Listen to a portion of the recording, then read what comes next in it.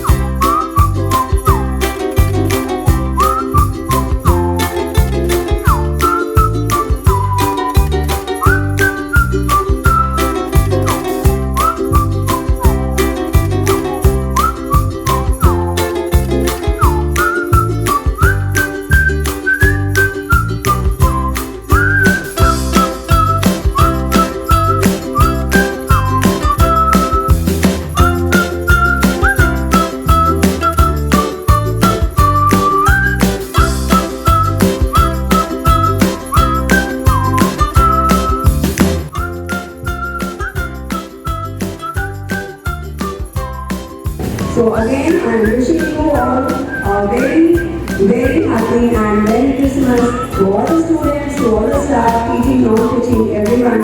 Thank you so much, children. Thank you. Thank you.